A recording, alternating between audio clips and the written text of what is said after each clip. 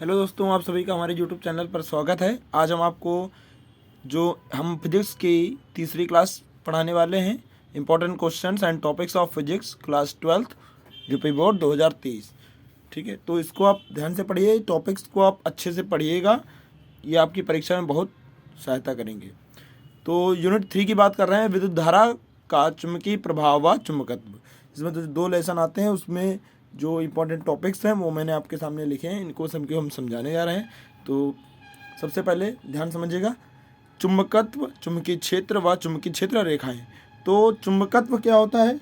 तो चुंबकत्व की परिभाषा इस प्रकार होती है कि चुंबक के गुणों, उसकी उत्पत्ति के स्रोत तथा चुंबकीय क्षेत्र में पदार्थ के व्यवहार के अध्ययन को हम चुंबकत्व कहते हैं, मैग्नेटाइज्म।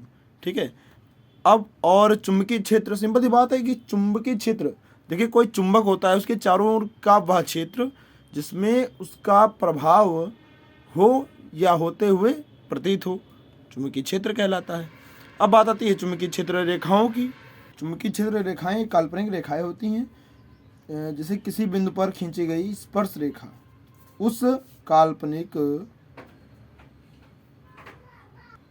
वक्र है, तो उस बिंदु पर परिणामी चुंबकीय क्षेत्र की दिशा को व्यक्त करती है। ठीक है, या हम ऐसे भी कह सकते हैं कि किसी बिंदु पर एकांक क्षेत्रफल के अभिलंबवत गुजरने वाली क्षेत्र रेखाओं की संख्या उस बिंदु पर चुंबकीय क्षेत्र के परिणाम को व्यक्त करती है। तो ये काल्पनिक रेखाएं होती हैं।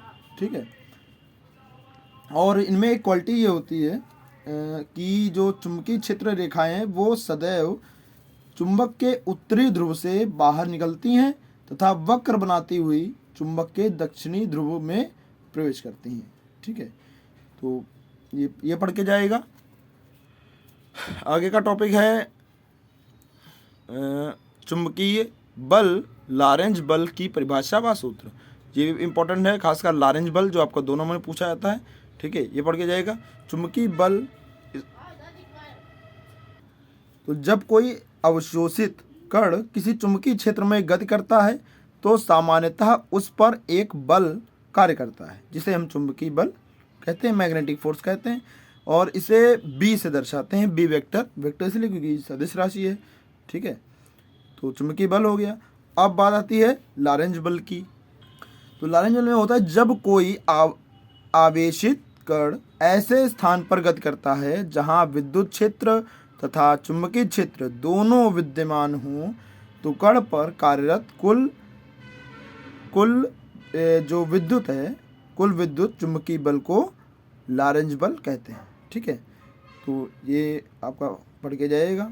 ठीक है, और फॉर्मूला इसका जैसे हम F है, F बराबर Q इंटू ई होता है। ठीक है, तो हम यहाँ पर E के स्थान पर V इंटू बी रख सकते हैं, तो वहाँ फॉर्मूला बन जाएगा V वेक्टर बराबर Q into E vector plus into में ब्रैकेट के अंदर V vector into B vector. तो ये पढ़ लीजिएगा, जहाँ आपने नोट्स बनाए हों उसमें से देख के जाइएगा। ठीक है,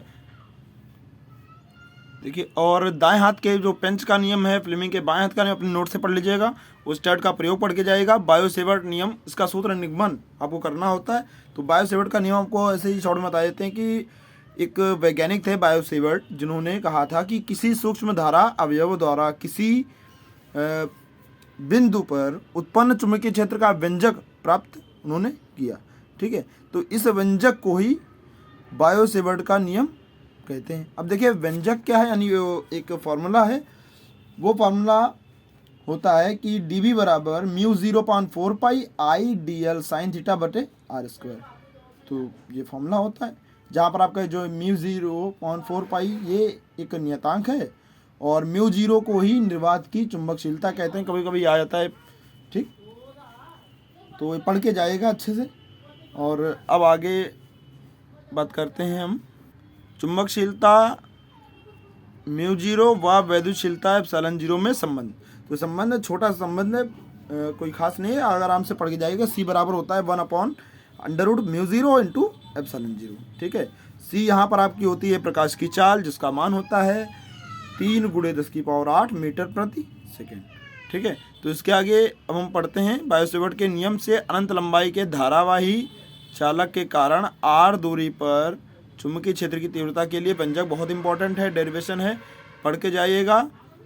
अब अगली बात आती है एम्पियर का परिपथीय नियम व संबंधित सूत्र निगमन। ये भी बहुत इंपॉर्टेंट है, एम्पियर का परिपथीय नियम पूछ देते हैं 2 नंबर में। और तो वो देखिए इस प्रकार है कि किसी बंद समतल वक्र या पाश कह सकते हैं आप के अनुदिश बी का रेखी समाकलन उस वक्र से घिरे पृष्ठ से गुजरने वाली नेट विद्युत धारा के मान का μ0 गुना होता है। ठीक है, तो फॉर्मूला होता है समाकलन बी वेक्टर इंटू डी